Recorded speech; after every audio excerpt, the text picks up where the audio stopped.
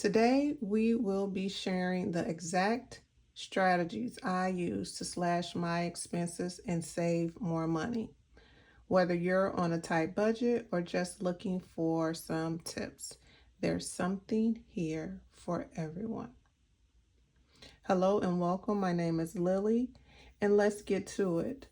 Today, we will be talking about 10 saving tips that I use that actually work.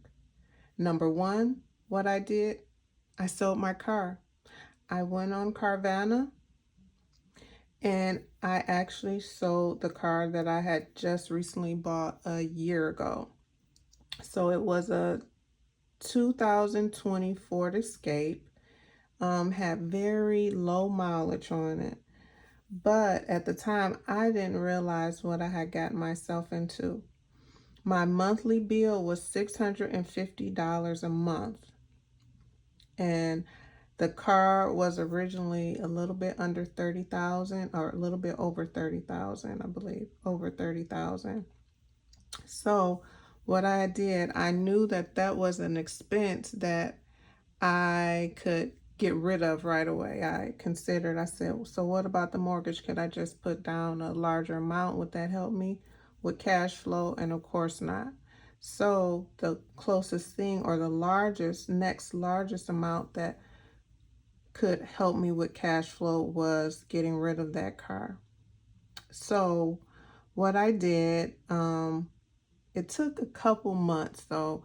I went on Carvana, I put in all the specs of the car, and at one time they were only offering like 17,000. Then a couple weeks later I went back, they offered 18,000. But still that wasn't enough for what I needed to actually pay off the car to get rid of it, so I wouldn't have to uh, put out so much money to get that off of to pay it off basically. So I think, yeah, it took about 3 months. And so after that third month, the prices of the car went up substantially. So the last offer that I saw on Carvana was about 19,000. I went back in of last year, 2023. I think it was around June. And they actually offered me $21,000 for this car. So I said, okay, if I still owe about, because at that time it had gotten down to, I think I had gotten it down to 28,000 or 27,000. So one of them. And so I said, okay, so if that's the if that's the most that they're going to give me, I was willing to come out of at least 7,000 more to pay it off. But I said, well, what else can I do to bring some more money in? So what I also looked into, I had add-ons on that car. So I had gap insurance and I had an extra warranty on that car for tire and mechanic. And lo and behold, those two extras that I had added on to that car, it came up to $5,000. So now I was at a total of $26,000 that I could get back for that car. So I canceled the gap insurance and I canceled that extra warranty for the tires and mechanic. So I was at 26,000 and I owed 27 on it. So all I had to come out of was a little bit over $1,000 and I was able to get rid of that car. So I was happy about that. And so this is when my journey began, when I was like, oh, wow, if I can get rid of that car and I only had to come out of $1,000 to get it off my plate of debt. So I'm like, okay, so that's an accomplishment. So I was happy with that. So I went on to see what other things I could cut back. So I began that journey. And this is when the journey of budgeting, it was like I had an eye opener, guys. It was a total eye opener as far as how much I was paying out, the expenses that I were paying out monthly. I was just like, something has to be done. So that was the first step. I got rid of that car. And then number two, what I did next, I was using a storage unit. That storage unit was $300 a month.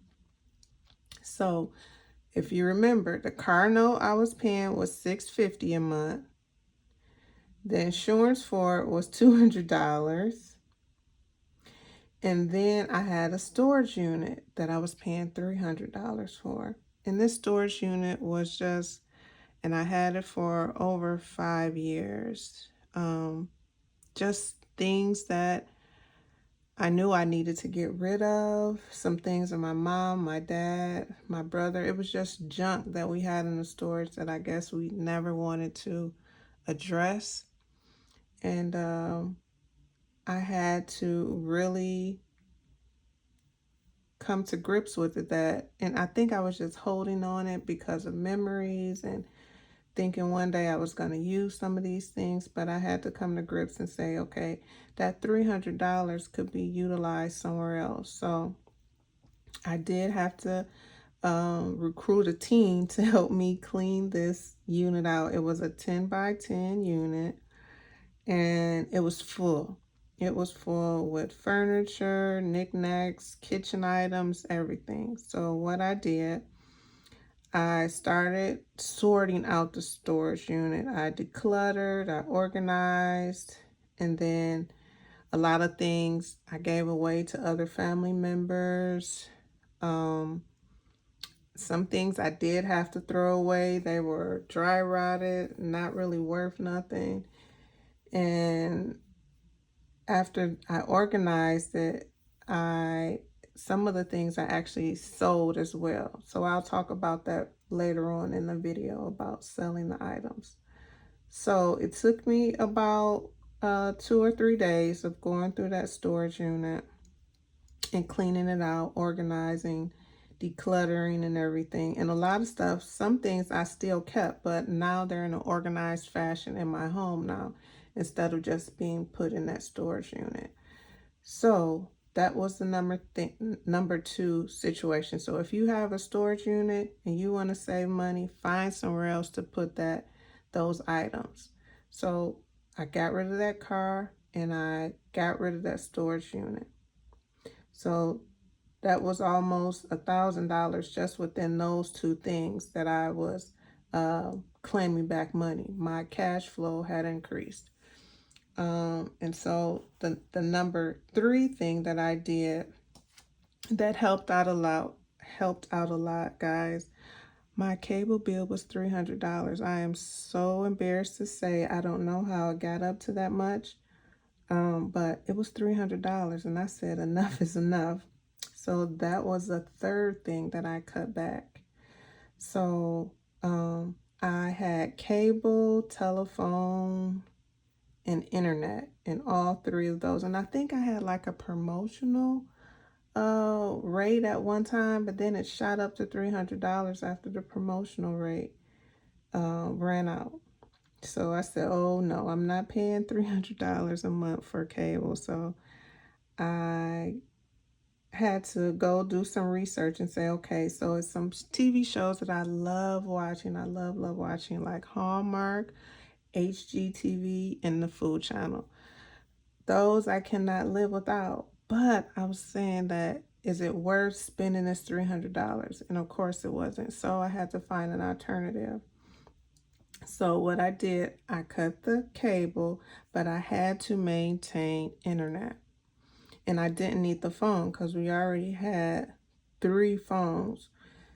So I cut out the home phone basically. That was on the original contract. So cut the cable, cut the phone service, the home phone, and then I just kept the internet.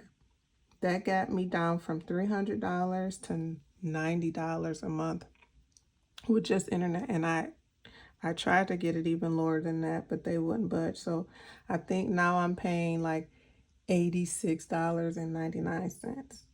So, but as an alternative, because I still like my HGTV, my Food Channel, and Hallmark. So I found a solution. Roku. Is that how you say it? Roku, ROKU.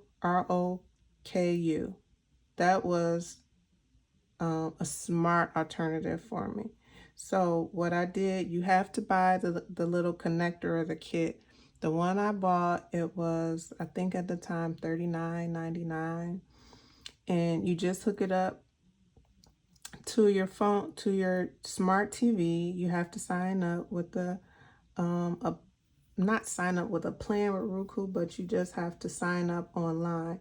But you do not have to add a credit card. Some people think that you have to add a credit card, but it's a way around that. All you have to do is it's a lot of YouTube videos of how you avoid putting in that credit card. So I didn't have to put in a credit card to get signed up and everything and connected. And then we just use that. And so with Roku, it has so many movies, so many options. Sometimes it may be older movies. Sometimes you'll see newer movies on there as well. But it satisfied my need to watch like the Hallmark Food Channel and HGTV. So I'm completely happy. So those are another thing. That was the third thing that I did to cut out on the excess expenses that I had. So for number 4 was I bought a used car. So once I sold my 2020 Ford Escape, I had to have another car, in replacement. So what I did was bought a used car. So it was a big difference from my 2020. What I bought was an old school GM car. It was in good shape, had over 100,000 miles, but the previous owner really took good care of it. So I bought it outright. It was $5,000. It did need some work, but initially I took a mechanic with me to the dealership because I bought it from a dealership. And so they looked over it and everything.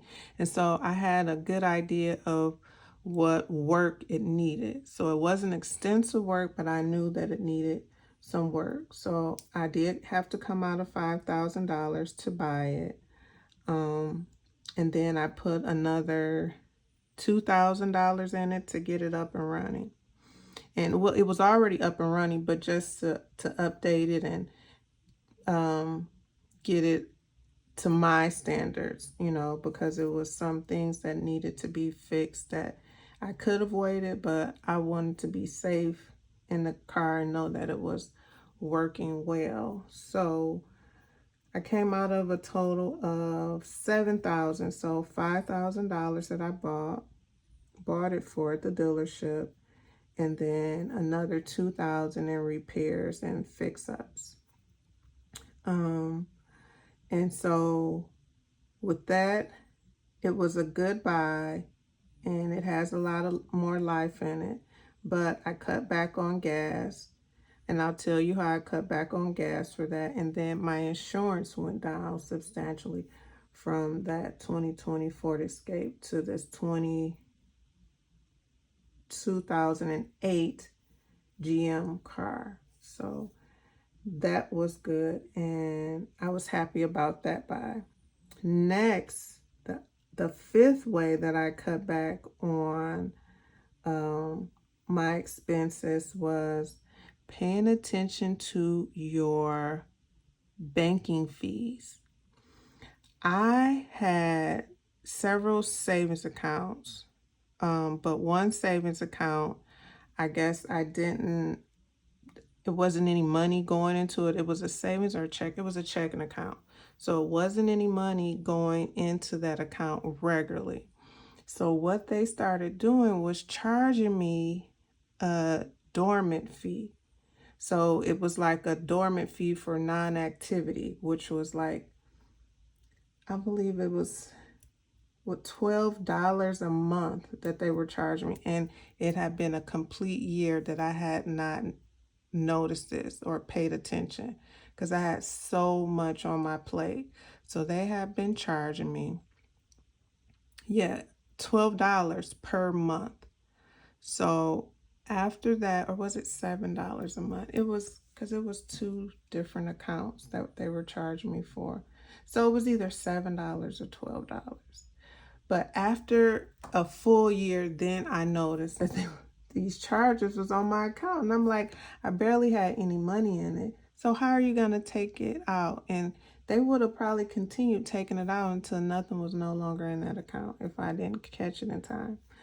So what I had to do, I requested that they return those fees. I talked with a manager at the bank, and they said they can only return 3 months worth, when actually it was 12 months of fees that they took out. So I said, no, that's not going to work. That's just not going to work. I need more of that money to be waived. Due to certain circumstances, I want that money, returned. And I was going through some hardships and things, and I have other accounts at that bank that have a substantial amount. So I talked with them, and they was like, no, we can only refund you or give you back 3 months.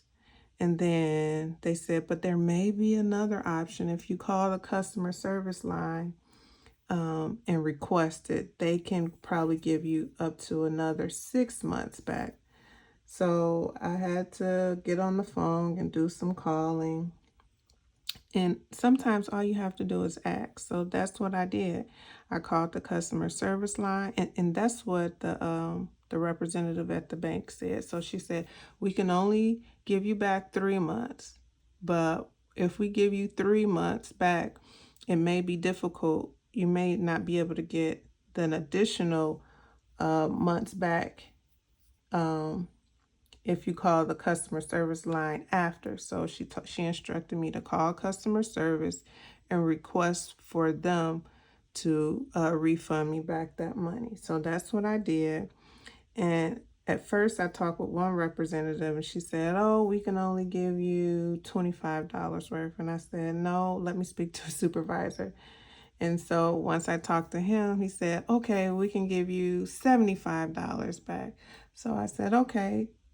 I was happy with that. So then I went back to the representative at the actual bank, the actual physical bank, and I said, okay, so they refunded me $75. So can you go ahead and waive the fees and give it back to me, reverse it, those additional 3 months. So in all, I got all of my money back except for like $10 or $15. So I was happy with that. At least I didn't lose out on all of my money, but I got some of it back. But it did take some effort, but it only took some time to ask, because that's what I will say.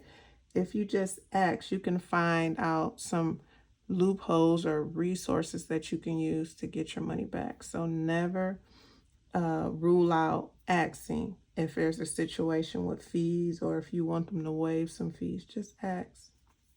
Okay, so number 5. I'm sorry that I'm long-winded, but this was an ordeal, but I want to share with you this information with you because I know that it can be helpful for someone.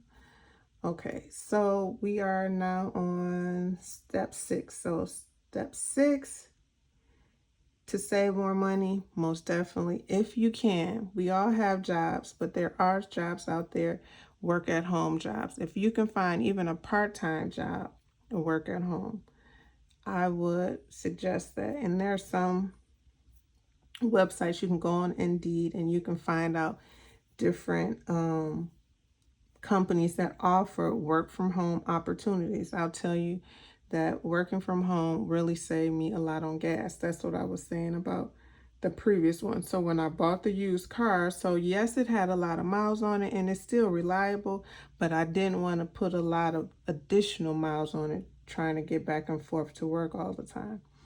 So that's where I save on gas with the car, because I work from home. So I do customer service, and it's fairly easy. You set up, they give you all the equipment, and it's really easy, and it saves so much gas. I'll say that most definitely. and I only need internet for. So the internet that I have, I just got a higher speed so that I know that my internet is more reliable and not going in and out, because I depend on my internet to do my job. So that's another way where I save money. And so that was number 6. And then number 7, doing your own hair. If you can do your own hair, cut your own hair, that is most definitely a way to save money. I have long, thick hair. And so what I did, I started doing protective styles, braiding my hair and keeping those styles for a longer amount of time, but still washing them. You have to maintain it still, but you have to, it helps when you, put it in a protective style where you're not going to the salon and paying those fees. The fees for my type of hair went up drastically. At one time, I had almost paid $150 for my hair to be straightened and curled. And I said, no, if I can do it or learn how to do it myself, that is what I did. So I learned to do more protective styles that last longer. And then because my hair was so long, it was kind of time consuming managing it. So I did cut it down and did more wash and goes. Okay, so that was number 7. Now number 8. What I started doing for number 8, I started cooking more. I created menus and I did meal prep. So we would cook large meals on the weekend and then separate it in separate platters or trays and store it in the freezer or the refrigerator for the week.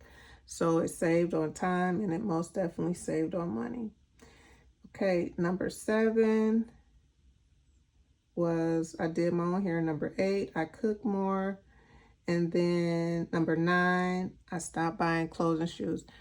I have more than enough clothes, more than enough shoes. So I just cut back on that. I didn't buy clothes for about a year. But again, when I went through my storage unit, I found so many clothes that I had not been wearing that I had just forgot about. So when you declutter and when you organize, I was able to find things that I had I thought I lost or threw away a long time ago. So I had well over enough clothes that I could wear. So I just stopped buying clothes, but I didn't need to buy any more because once I cleaned out that storage unit, I found so many some clothes still had tags on it. So that's why I would encourage decluttering and organizing all your storage areas or your files and things like that, so you'll know what you have. And then last but not least, let's see. Oh, I cut Amazon Prime. So Amazon Prime is only like, I think it was only like $7, $8 a month, but it gives you so much access and that easy access to just consume. So it's like, oh, whatever I need, oh, I could just buy it on Amazon. Oh, I can just order it on Amazon. And so even though it's only that small fee, but you have access to so much. And sometimes you don't even need these things. There's some things that I bought on Amazon. I said, why did I even buy it? I don't even need it. So some things, it's just about discipline and self-control. Now, if I need something, if I really need it, I can just go to a local store or go to Walmart and buy it. I don't have to have it next day. Or I can plan my shopping trips. If it's something that I need, I'll just plan it in advance and say, okay, so these are the things that I need. And when I go to Walmart, I'll get them. I don't have to have it next day. So I just had to rethink my buying structure, and that really helped. And guys, with all of this, I mean, I cut almost $30,000 in debt. My monthly cash flow increased significantly from that storage itself was $300. The car note, it was $650. The bank fees, they were just cutting into my cash flow. I mean, doing my own hair, I was getting my hair done every 2 weeks. The price of my hair was going up. Like I said, the last hairstyle that I had for it to be straightened, because it was extremely long and thick, she charged me about $150. And that was being done every 2 weeks. Of course, cutting out on the cable, that was $300. So guys, my cash flow increased, and I decreased my overall debt, which was a big one, by selling that car and getting that off my shoulders, getting that off my plate. So sometimes you just have to organize your things and see what you have, what bills you can maneuver and play with, and you will be surprised at how much you can claim back your money. Yes, there are necessities that we need in this life, but some things, it can be held off so that you can utilize your money in a more responsible manner and utilize it where it actually needs to go to benefit you. So that's all I needed to share. Sorry that I was long-winded, but I know that this information can help someone. If you have any questions or comments, please don't forget to give me a comment down below, suggestions, and don't forget to like and subscribe. Thanks a lot and have a great day.